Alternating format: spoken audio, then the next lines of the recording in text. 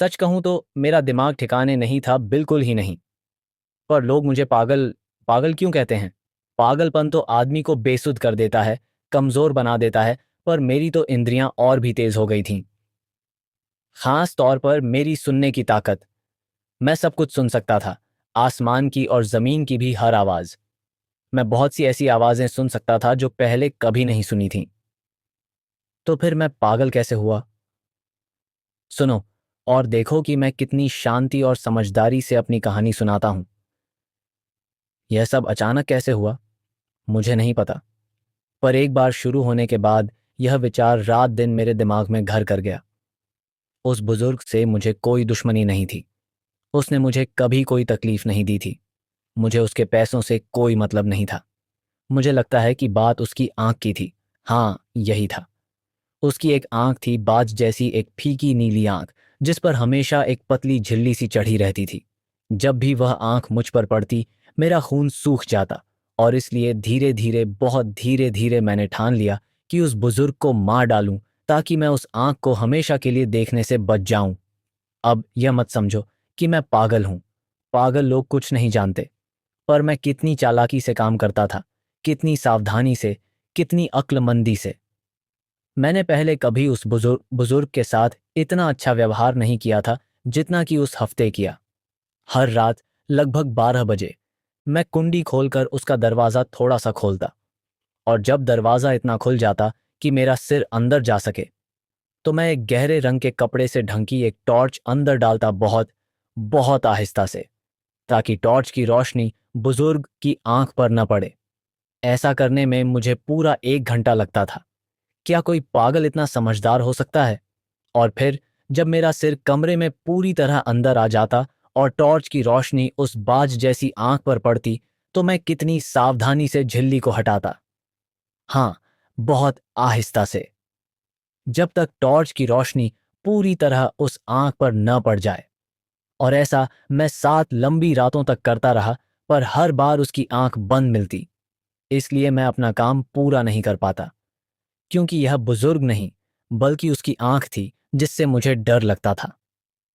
8वीं रात मैं पहले से ज्यादा सावधान था। घड़ी की सुई 12 बजे का इशारा कर रही थी। बुजुर्ग चारपाई पर सो रहा था।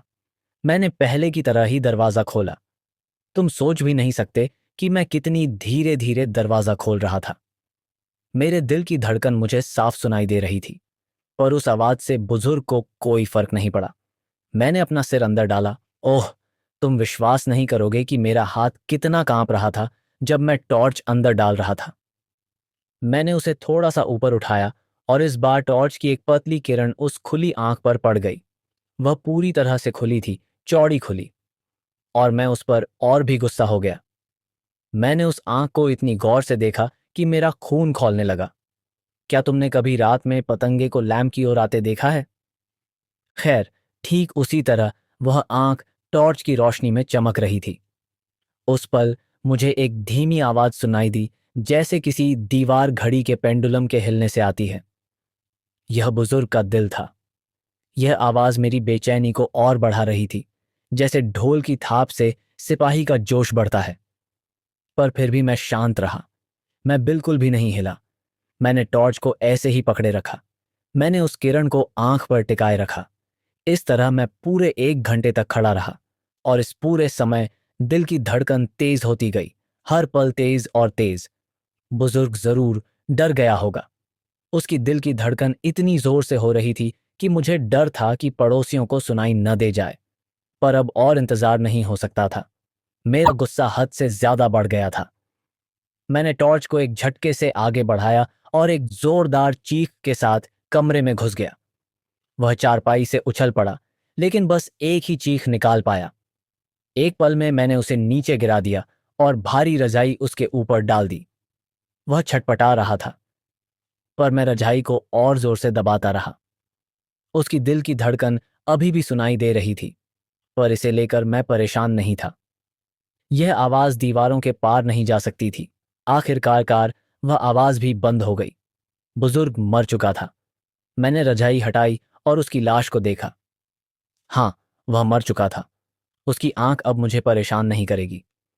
अगर तुम अब भी मुझे पागल समझते हो तो तुम्हारा ख्याल बदल जाएगा जब मैं तुम्हें बताऊंगा कि मैंने लाश को कितनी चतुराई से छुपाया।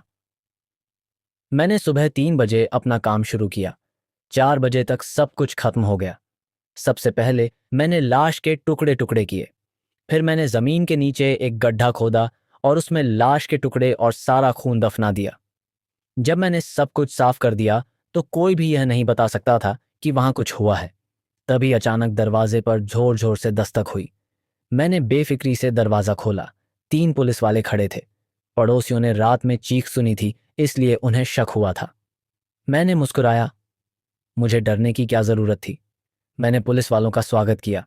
मैंने कहा कि चीख तो मेरी थी जो सपने में निकल गई थी।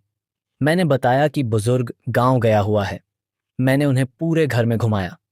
मैंने उन्हें हर जगह देखने के लिए कहा। आखिरकार मैंने उन्हें उस कमरे में ले गया जहां बुजुर्ग मरा पड़ा था।